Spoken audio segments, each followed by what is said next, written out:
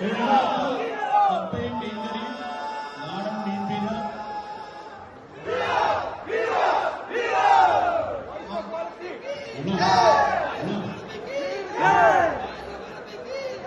എനിക്ക് ഉത്ഭവം മാവേലിക്കര കുമ്പളപ്പം.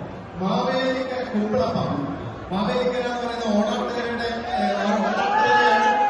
മലയാളത്തിന് പ്രത്യേക ഒരു രസക്കൂട്ടുള്ള നാടും കൂടിയാണ്. പ്രത്യേക ഒരു ഫുഡ് കൾച്ചർ ഉള്ള നാടാണ് ഓണാട്ടുകര എന്ന് പറയുന്നത്.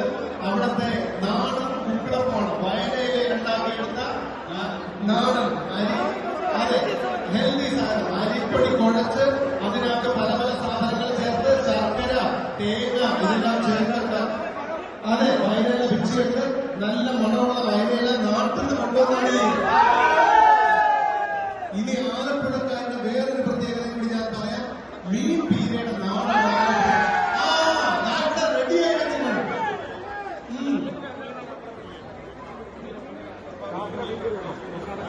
ഈ തിന്നെ സംസാരിക്കുന്ന അടുത്ത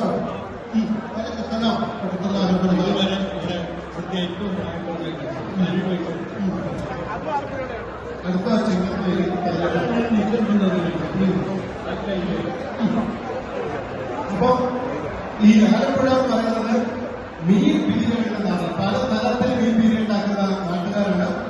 പിന്നെ ആലപ്പുഴയ്ക്ക് വേറെ പ്രത്യേകത കൂടിയുണ്ട്.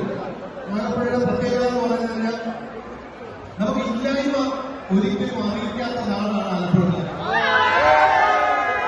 ആലപ്പുഴയിൽ കൃത്യമായി കൊടുക്കുന്ന ഒരു പുഴയില്ലെങ്കിൽ ആ നാടിന്റെ പേര് ആലപ്പുഴ.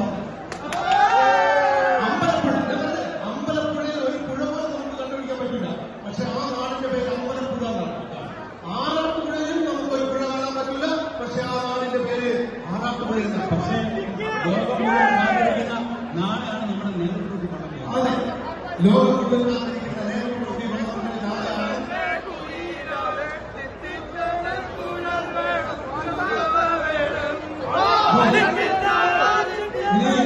നിങ്ങൾക്കായിട്ട്